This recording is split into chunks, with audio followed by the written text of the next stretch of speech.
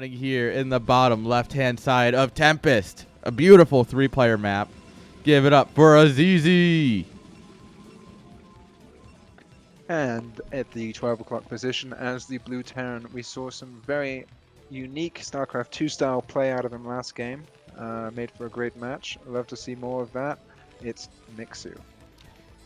We were talking about it in the lobby. I don't know how much you were reading while we were talking, but I was chatting in the lobby with him, and I went, I love the StarCraft 2 style Terran play that you're doing. He's like, what, missing every timing? And I'm like, yep, actually, that checks out.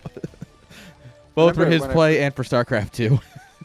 When I first started playing Boudoir, I had no idea like what I was doing. But I had the StarCraft 2 background. I was reasonably good at StarCraft 2. Oh. Here we go. All right, guys, game 3. See you in game 3 in about 5 minutes. This is fun. I mean, this translates across whatever game you're playing. Yeah. No matter which StarCraft you're playing, PROTOSS will always proxy something at least once in a series. Source. I cast a lot. I play a lot. So, this is actually some of the central coaching for PROTOSS in CPL this season. is do a 9-9. So be prepared to see some 9-9 gauge throughout CPL as well. Actually, I almost went 3 heads before pool against the 9-9. Oh no. And I still won the game. So I dropped my natural and I'm sending out my drone, right, to find my third. Because it's Apocalypse, and I hate the, it's the right side spawn where it's all linear. All your spawns are linear. Yep. It's so bad. Holding that third base there is so bad compared to, the other 2 spawns. I don't know why, it's bad. I hate it. And so I'm setting my drone up, and all of a sudden, like, I see a Zealot and a Probe coming in, and I'm like, shit. Pool. Sunken. Just dropping creep colonies everywhere. Drill. And then I ended up winning with a drop, and then I don't know if you've seen the infamous clip of me running, like, making 2 lurkers. So it was the end of the game. Like, I got like 5 hydras at his front door, not enough to fight the Zealots he's got. So I start morphing lurkers and canceling them just to buy time. And I have 2 eggs left, and I have like 6 links from the middle. And I just send them in, and they get there as the eggs are like 20 health. The eggs finish, and I just run them over to his mineral line and burrow them. 40 kills in 1 swipe between the 2 lurkers. Amazing. I absolutely was turned on. I was live on stream. I was so turned on. I was like, oh! Yeah, those types of noises are usually a private thing, but I'm glad you got to share it with us. Well, look, if you get 40 worker kills in 1 swipe, like, I think you're allowed to make any noise that you want. I think quite right. Well, we hugged the probe to death, but the battery's still gonna come on up here. Yeah, this is dangerous. I feel like he needs a bunker. Bunker would be huge here. He's gonna try and just go for the factory. Oh, he's gonna drop a bunker. 3 Zealots can out DPS a building. Oh, the workers are dropping. The question is, we're macroing at home too. We're building probes. We're getting back on that macro train. So we walk down to the battery. We don't heal our Zealot. This is rough for Mixu. Yeah, the Vulture hasn't started yet. He doesn't. He just finally gets the money. He's like trying to cover the returning SCV so he can have the money to build a Vulture. He's doing a good job of like body blocking here, but also he's got what, 9 SCVs, 10? Exactly. And we're not even going to talk about lost mining time. All his STVs. Yeah. Like, let's not even talk about lost mining time or anything. Like, come on, we got to give the boys something. Okay, let's see some impeccable micro out of this Vulture. Let's kill these 7 Zealots. Yeah. Oh, all right. We're starting to use the shield battery finally, which is great. 22 minerals, 108 gas, and 6 SCVs. Let's go. And a Vulture. Can he out micro 7 Zealots with a single Vulture that's half dead? No. No. Short answer? No. He's gonna try. He's gonna try. I do love watching Terrans try. Like when you see them like really microing their heart out in their vulture or whatever. Oh, and that's it. Yeah. G. All right. So in the bottom left corner, we have the victim of a 9-9 gate from last game, hoping that that doesn't happen again. Please don't let that happen again. Is what he's saying to himself. It's Mixu as the blue Terran here on Stargazer. And in the top right, the man who 9-9'd, yeah. Fear, you missed a 9-9 with a battery in his main. Give it up for Azizi. And so, a couple things I want to say. Yes, Gref, this is my new place. This is where I will be for the foreseeable future. The second thing I want to say is we want 2-player map, 3-player map, 2-player map. I don't know if they're doing loser picks or veto system. Because obviously I always say just like you can do the veto system. That's like the tournament default.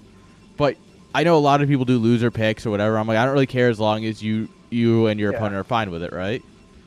And so I'm curious. Because I can Mixu, obviously, StarCraft 2-player only has 2-player maps. And so I'm wondering if like he started vetoing 4 players to try and whittle it down to this, you know? Well, I remember a few weeks ago, PROTOSS did a little video of someone had made a Reddit post with all the statistics of ASL results. Yeah. And I believe there was a segment on there about Terran versus PROTOSS win rate on different maps. Yes, I saw this. The data's on TL somewhere. I saw this post. I didn't get a chance to like deep dive it, but if I remember correctly, Terran is favored on 2-player maps and grossly unfavored on 4-player maps. Interesting. And partly probably because of 12X. But it's also because PROTOSS is able to take another main, is able to expand around the place, and and it's like if you look at the timing, right? Because they did it by time of game too. When you lose, and it's like Terran or it's like PROTOSS win really early with cheese, and then they lose to like a push that like a 12 next killing push like Marine Tank or a 2-fact, but then like it shoots right back up to PROTOSS favored. I think that's what it was, something like that. Like you can see the like timing attacks. It's like the 12-13 minute Terran push is the one that gets you. When it gets towards 20 minutes, then it's PROTOSS favorite again, particularly on 4 players. Yeah, it's super. I love when people do data like that. I mean, it's not wildly, but it's significant. Wait, did he just 12 next? It looks like it. Speaking of, on a 2-player map, you crazy bastard! I love you, Suri. Well, don't start your next game yet. You or Fridge, whoever won. We're gonna cast you guys after this if this doesn't go too long, because this is also still first round. So no matter what, the tournament's delayed. Oh, Mixu. So yes, you get scouted first, definitely, but on 2-player maps, the rush distance is always consistently longer. Yeah, rather than the chance of having a close spawns. Yeah. 4 probes trying to go down the ramp. Get ready for this. All right. Conga line of Marines that is slowly making its way across the map. We got one guy in gas. If he's smart, if you're smart, you drop a pylon here behind the minerals. I think that's the. Oh, Mixu, micro. Look, I know you play Zerg normally, and you don't have to micro Zerg in StarCraft 2, but please, for the love of God, just once in your life, micro. All right, we're gonna hold the door. Get the SCV in the bunker. No, Mixu, what are you doing? I love this blocking. It's like, yeah, you got a bunker. Good luck getting to it. He's trying to path around the behind of the geyser, and he can't. Oh no, Mixu losing to Brood War. He's not losing to Azizi. He's losing to Brood War at this point. He's got his CC down. Yeah, so he just immediate drops the CC. Smart.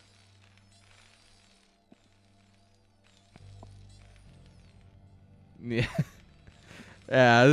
This is him losing to the game, not the player. I mean, Azizi obviously did everything right. I don't want to diminish what he did, but it was one of those moments of like, he's trying to go behind the gas and stuff. He's trying to path around. It's like, dude, you're losing to the game now. Calm down.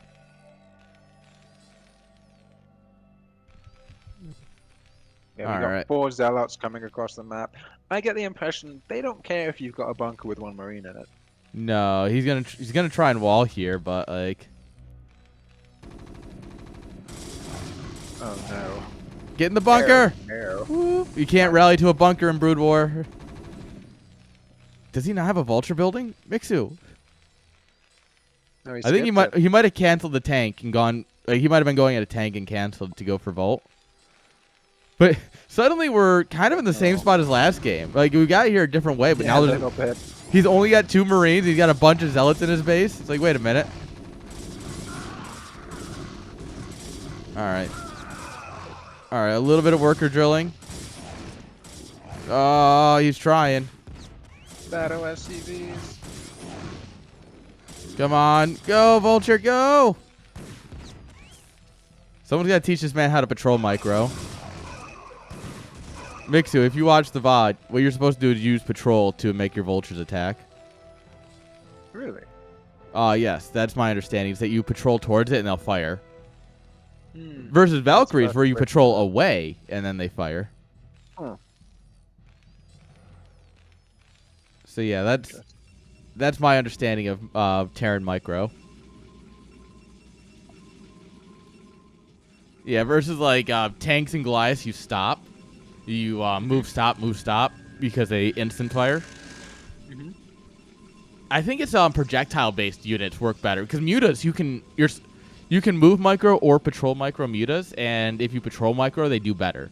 So I'm wondering, as I try to talk this through, the forward momentum of the vulture is throwing the canister out. Yeah, I'm wondering if there's like a projectile versus like instant fire. Because a Hydra is an instant fire unit, right? Because it doesn't really launch a projectile in the same way a vulture or a goon or a muta does, right? Yes, but goons I don't think you patrol. No, goons you just don't micro. They just kind of die. No, there's no microing dragoons. You have to hold position them if you want them to shoot. If you stop them, they do nothing. Interesting. Like if you're in a goon versus goon fight, you pick the goons that you want to kill. If you're in like a goon versus vulture marine, you step and you hold position. You step and you hold position. That's the most reliable way to get them to fire. Sometimes they still bug out, of course. If you want to force enemy goons to bug out, as I understand, you stay in range of them firing, and then when they start to fire, you back out. And if the target goes out of range whilst the goon is firing, then the goon bugs and gets stuck. And then they have to hit stop to get it to go again. Huh. That's what I understand. It might be not correct. Fear says correct. I'm going to write that down on how to bully PROTOSSes. Yeah, refrigerator. It's super difficult to do well. Of course, you would have to have some sort of crazy map of exactly what the range of the goon is. But if you can do it against, I think it works particularly well against hold position micro goons. Like anything in Brood War, it's very hard to do right. But man, if you do it, it works. Y2 kid, he's been practicing. He says it's not. If you're on the chase, that's when it happens most commonly. Y2 kid, exactly. If you're chasing with goons and trying to shoot stuff, they bug out so much. All right, Vulture's here denying a third, which is great. A bunch of goons going across, though. We have 2 tanks, one on the high ground, one on the low ground. I actually kind of like this for Mixu. Like, I don't really pushing into this kind of feels like, like a big old question mark, right? Ooh, yeah, the high ground tank is enough. Yeah. Because, I mean, let's be honest here. Goons miss, realistically, like 80% of their shots. Oh, my God, Mixu, you crazy bastard. I love you. Yeah. The Finnish Phenom. We can call him the Finnish Phenom now because we don't have Cyril in Brood War. No Cyril here. He's now the best Finnish player. Truly the thing nightmares are made of. Having vultures behind your natural mineral line. Oof. That was a lot of damage. And he even had cannons there, you know? Yeah. Like, he had prepared for this. Yeah. And it still did a lot of damage. Terran OP, please nerf. So, Mixu is a StarCraft 2 player that I've talked to, and he's just a cool kid. He just enjoys it. I don't know why he enjoys this, but All that means, well, no, I mean that because like, no, because most other people I know that have done both tend to drop off Brood War because StarCraft 2 is easier. Nah, So, it's just a superior game. Oh yeah, I mean I love me some Brood War. That's why I play it a bit more than StarCraft 2 these days, just a bit. But he's actually kind of stuck with it for the most part. Ooh, this can be hot though. Here, there's nothing really protecting this third base. A couple of tanks and that's it. What we really need is we need Gref in here so he can cannon rush people in CSL Brood War as well as CSL SC2. Oh my God! The shuttle dives to the turret, and now this is what he needed game one. Yes. This is what he was looking for game one, and just. And also, I mean, this is 2 minutes earlier, so as long as if the CC survives, it's a good spot still, kind of for Mixu. But I don't know if it's going to. No! No! Oh! Oh no! Immediately drops the next command center. The SCV was like, reaching out. He's like on his tippy toes with the drill, trying to repair it. Well, to be honest, this was necessary damage from Azizi. Yeah, no. PROTOSS was gonna be ahead in bases, and this makes it even, basically, when you consider the Vulture run-in. So yeah, Azizi did the correct thing of punishing that third base. Because I mean, Mixu's also on 6 factory. Yeah. So I would say one other thing. He's got a solid production behind him. Yeah. Go ahead. One thing about Brood War, right, that we all gotten used to is that the mini-map is black for him, right? Like, obviously, since we're casting, we have just light fog of war. But he has dark, like, pure black everywhere. So he might not know the map because, obviously, he's not a consistent Brood War player. And also, these being specifically CSL maps. A lot of people don't know them unless they practice on them. And so it's possible he just didn't realize that you could get goons in there like that. Because look at where the tanks are placed, right? Yeah, very much true. Like a more northern style, like defending your natural kind of. Who's there? Yeah, so now like we got depots here to kind of wall off a bit and everything. CC rebuilt. This is the same time we got in game 1 though, which put him in a good PROTOSS spot. Is coming back. PROTOSS wants round 2. Vultures out in the map. Yeah, we have a lot of stuff coming out of our factories though, at least. I would love to see this wall get more built. Yeah. With the mines here, though, he gets some fair warning. Come on, we hit that space bar. Just go, oh, shit, things are happening. Yeah, we got 7 tanks here, 1 on the high ground as well.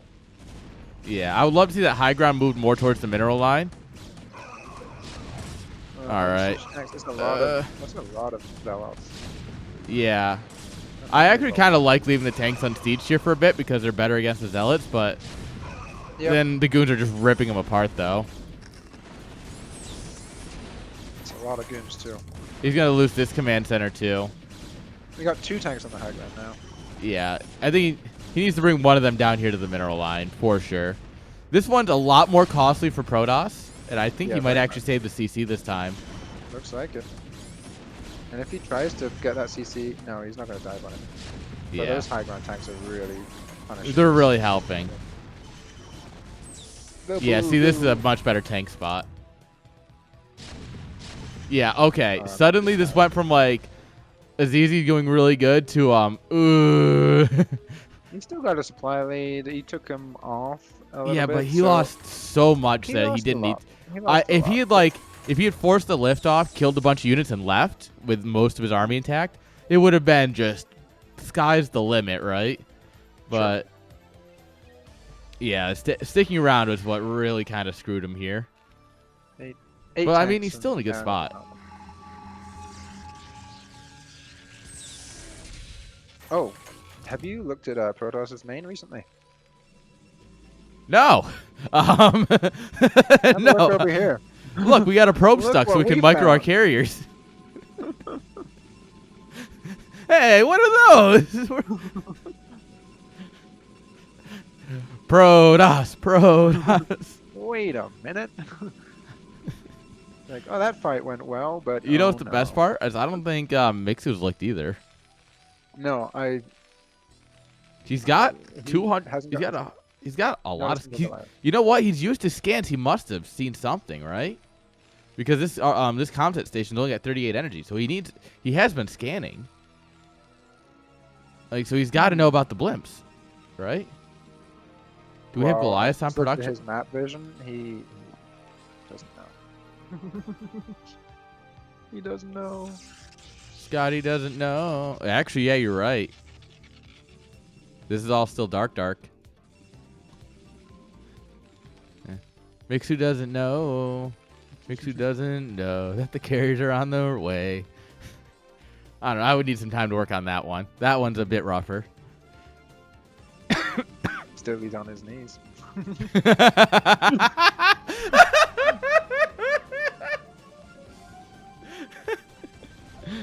All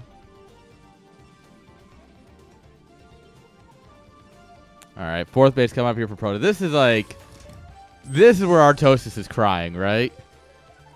And also the painful thing as well is, well, I mean, I don't know if this is completely painful because he's going to be over there with his tanks. So yes, the carriers are going to come out and start pew-pewing at his tanks, but at least that's, again, going to give him time to start building up Goliaths. Yeah. Oh, is he just expanding? Crazy bastard. I love you. Oh. That's a Mixu moment. Mixu moment, yes. When you do something StarCraft 2 and Brood War, it's a Mixu moment. I mean, that's actually like.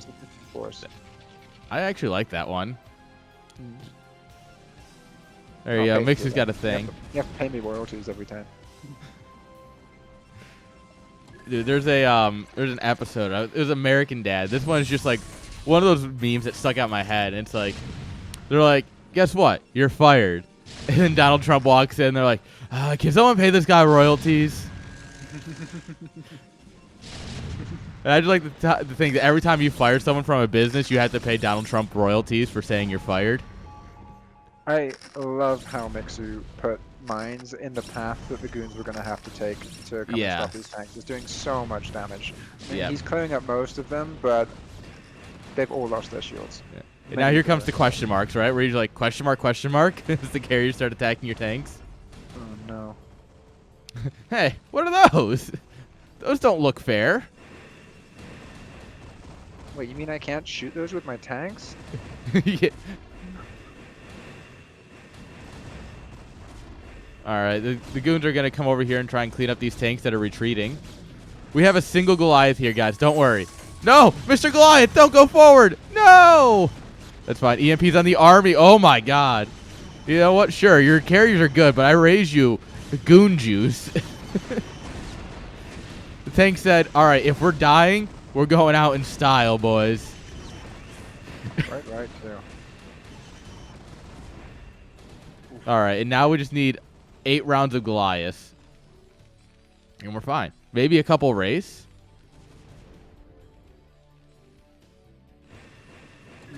Alright, EMP the carriers. Let's go. I don't see much response out of Mixu. We got some Goliaths coming out. Yeah, I don't think he... A couple turrets. Yeah, I don't think he quite understands how scary carriers can be. Because in StarCraft 2, they're kind of a meme. We do have +1 on these boys. Azizi was doing the great thing of leashing his interceptors. There, so, yes. Yeah. Because you can actually micro carriers in Brood War. You can't even do that in StarCraft 2. Sure you can. You press A and then you click. The only way to get your interceptors out pre-fight is to attack like rocks or a building or something, and then just like move them over. Oh, this is such a dirty carrier spot. Suri. All right, this is how you know a map was made by a PROTOSS player. It's not that dirty. The Goliaths can hit them. I mean, they're in range. If you scan, like you don't naturally have vision of this. You can't like high ground it or anything. It's fine. Sir, you keep doing the Lord's work over there, okay? We need you. Map making bias. I don't think you do. I think we've proven that PROTOSS is doing just fine. Uh-huh. All right. We have the numbers. We have the numbers. We have the technology. Some nerds did some nerd shit, and yeah, PROTOSS good. All right. All right, GG go next. I do think this is unfortunately the end of the run here for Mixu. Mixu put up one hell of a fight. Yeah. Like, I love this, what he's been doing here. Like, everything about this has just been fantastic. I mean, I think Azizi played super well. He would make any PROTOSS mother proud. I don't know. Can you make your mother proud and play PROTOSS at the same time? A PROTOSS mother. Oh, okay. Sorry. Not a human mother. They're different. Yeah, true. They reproduce through the collar. They're very rare. Well, PROTOSS are like plants. I don't actually know how PROTOSS reproduce. Yeah, true.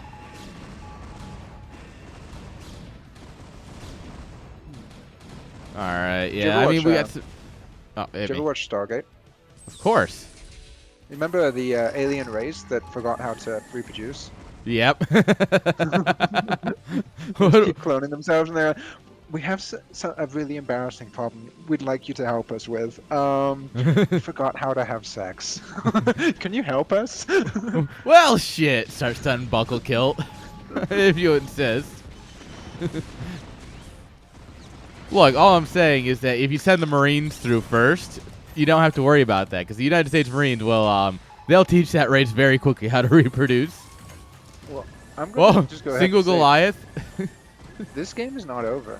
Mixu is expanding upwards. Actually, I mean, you're right. He's not in a good spot, but his response to the carries is, okay, cool, you can kill that, but you're slow. So I'm gonna expand up here. The carriers are responding, however. Yeah. They are going up there. So it might just be a delayed death, but we'll see. Well, because it's going to kill top left, right? But now you know the carriers are there, and you can move your Goliath into position to protect your third. And you can kill 3 o'clock if you really want to. Yeah. With your remaining tanks. I would like. I love how he's bringing tanks up there just in case anything comes with the carrier. He's like, you never know. Hello. Dangerous A move. He A moved a little too hard on that one. All right, there we are. Now this is a good spot to kill some carriers. Oh, the triple EMP! The we forgot smart casting isn't a thing EMP. Oh my god, yeah. Now the carriers are they're struggling against that. Yeah, but we do have a lot of goons here. Yeah, I mean, we got some good SimCity and 3 tanks here. The goons do not have good upgrades, so actually the Goliaths will trade favorably with the goons. Just +1 versus 2-1, yeah. Of course, the goons' job here is really just hold them in place while the carriers do their work, but yeah, Goliaths surprisingly are not terrible against goons.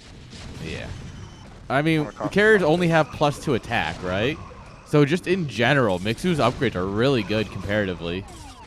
I mean, granted, you need more than 3 tanks to hold off, I don't know, 30 supply of PROTOSS, but like, what? You know, it's still going surprisingly well for him. 3 tanks can hold off anything. I mean, if they're in the right spot, yeah, it's not in the middle of an open field.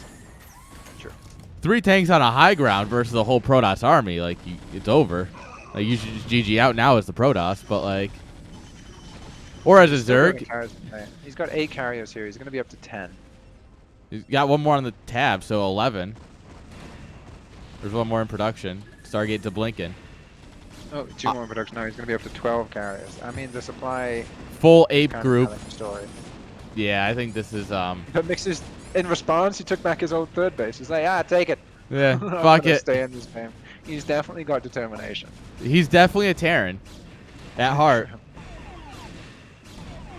This is some Terran gameplay. Yeah, GG.